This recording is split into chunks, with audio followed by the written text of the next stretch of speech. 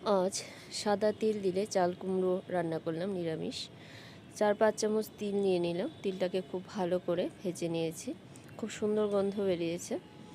এবার কড়াইয়ের মধ্যে অল্প একটু তেল দিয়ে দিলাম, শুকনো লঙ্কা এবং জিরে ফোড়ন দিয়ে দিলাম, দিয়ে একটু নেড়ে চেড়ে কুচুনো চাল কুমড়ো সেটা দিয়ে দিলাম, কয়েকটা আস্ত কাঁচা লঙ্কা দিয়ে দিলাম, দিয়ে এবার পরিমাণ মতো নুন হলুদ দিয়ে একটু নেড়ে চেড়ে ঢেকে দিলাম চাল কুমড়োটা সেদ্ধ হবার জন্য।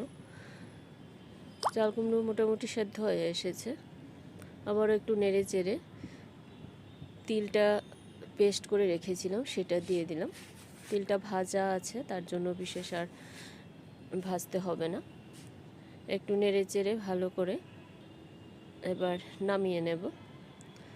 হয়ে এসেছে। নামানোর আগে আপনারা ইচ্ছে করলে 1 চামচ ঘি দিতে পারেন। আমি দেই না, কারণ তাতে তিলের ফ্লেভারটা নষ্ট হয়ে যায়।